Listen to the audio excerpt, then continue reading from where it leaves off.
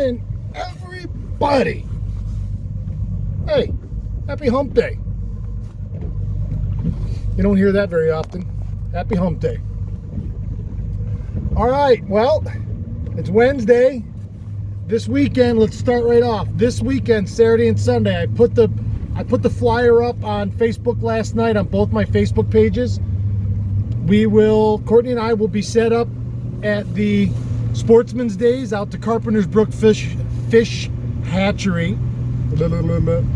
Fish Hatchery in Elbridge, New York. I am super excited about this. I've never been to one. I used to go to my grandpa used to take us to the fish hatchery when I was a kid.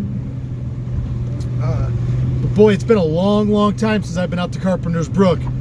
And I'm sure it's just as beautiful as I remember. There's hatchery ponds, natural earthen hatchery ponds all over the grounds. There's going to be a ton of cool stuff out there this weekend. We're going to be there selling t-shirts and books and saying hi to everybody and shaking hands and kissing babies. I'm probably not going to kiss any babies. So that's what we're doing this weekend.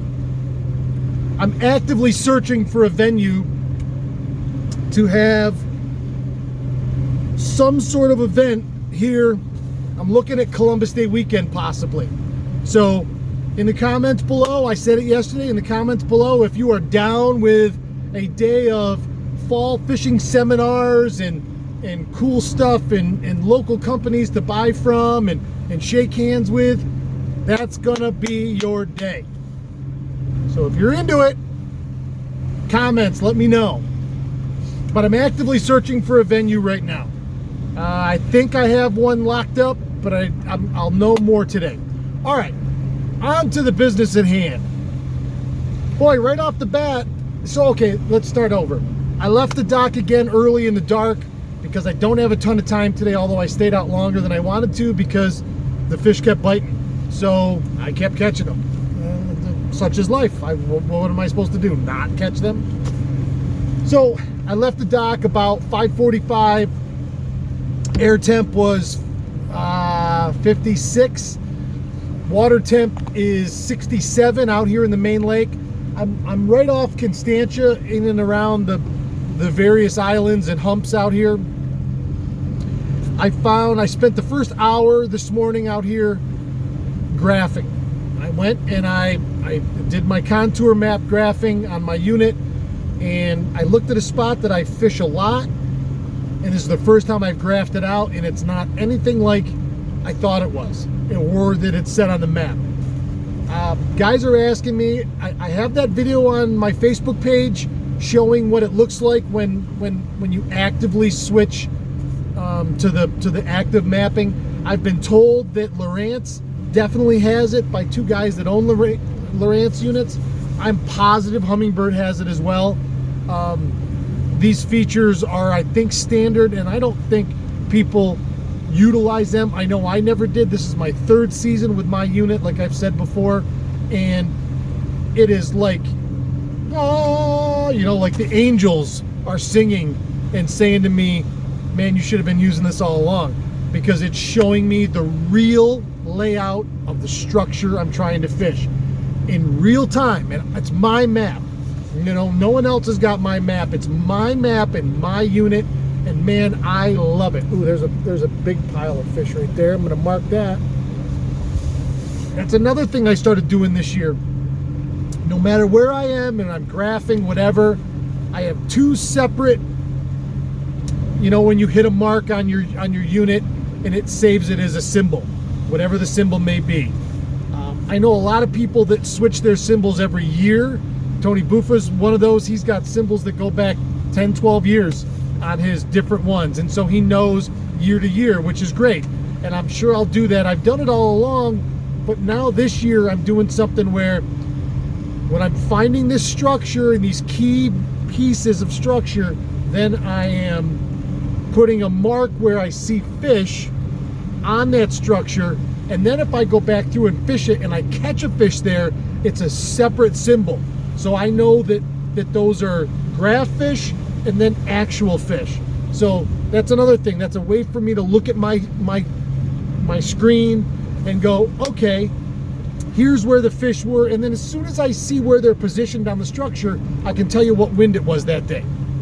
Because that wind dictates far more than I had ever really, I mean, I always knew it, but I guess I never really knew it. And now it's in practice. Like I've graphed myself, and I'm seeing there's another one. Big piles of bait out here, and as soon as you see that bait, you got boom, boom, boom, boom, fish all around it, from above it, both sides, and below it. And that doesn't necessarily mean that those same things are going to be here yesterday, or that doesn't necessarily mean that they'll be here tomorrow. But you know, out in Lake Ontario, or when you're dealing with trout and salmon or walleyes or smallmouth in an area that is just big basin style body of water, those fish are going to move a lot. They're way more pelagic, and they're looking for food. For them, their structure is schools of bait. In our lake, and in most lakes, certainly smaller ones, some of these fish, to a certain extent, live on certain pieces of structure all the time. They might be on different sides of it depending on which way the wind's pushing on it, but they live on that piece of structure for the majority of the year. And so then I can go back to said piece of structure the next day or a week later or whatever, and I should expect to find those fish on the windward side wherever that structure is. So that's why no matter where I am marking. I've marked 3-4 groups of bait and fish on structure right now as we're talking. So I can come back later, I can come back tomorrow, and I can look for those same spots and go, okay, they're here again. Why are they here again? What's holding them here? So this is terrible lighting. I'm sorry. I'm looking at this, and it's you're probably lucky you're not seeing me. Nobody wants to see this face this early in the morning. But anyway, all right. So, what did I do? I started out with that Glow Goby moonshine again, and right off the bat, boom! Like I think the first 7 or 8 casts, it was either walleye or perch. Now I caught a lot of big perch today and a lot of small walleye. I think I had somewhere in the neighborhood of 10 to 12 of each species. I had no keeper walleyes. My biggest was about 12.5 inches. I had probably half dozen keeper perch, all over 10 inches. So, and they were in the same spot. I didn't see, I'm different than where I was yesterday, and I didn't see those big schooling, I didn't see the schools of perch like I did yesterday. So, maybe they were spread out, maybe they were off to my side, and I was just catching them as opposed to seeing them. I'm not sure, but these big perch are aggressive, and I've been snapping this moonshine. I get it to bottom, and then it's short but really fast snaps. So I'm assuming I'm only going 6 to 10 inches off the bottom, and then it's immediately back down, so that thing goes boom, and it falls right straight back down. And I haven't, sometimes you'll prong a fish somewheres in their body with this, and I've done that a couple times, but everything has been from the gill plate underneath all the way up and around, and most of the perch had the bottom treble in their mouth. So that thing's hitting the bottom, laying on its side, and they're grabbing the belly of it immediately. Even the smaller perch had all three prongs of the treble in their mouth. So it wasn't, I'm not out here bunking them. They're waffling it big time. So that was my day. Like I say, I didn't have time. I wanted to stay on those fish, and I was still looking and graphing out that structure I was on. So I stuck with them. Maybe I shouldn't have. Well, I don't know. I mean, I still bent the rod, but obviously that was a school of a certain year class, and I probably should have went and found something bigger, but I didn't, and such is life. I'll be back out here tomorrow, and I'll do it again somewhere else.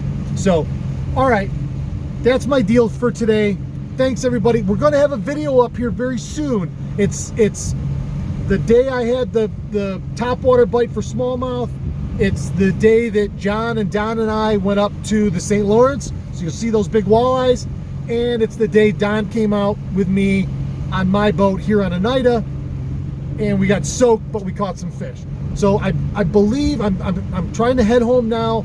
Courtney and I are going to edit it real quick before she goes to work, and I'm hoping to have it up by lunchtime, so you'll have something else to watch today. And this is a good one. Those walleyes up to the St. Lawrence are impressive. So thanks, everybody. Have a great Wednesday. Happy hump day. And as always, keep your tip up.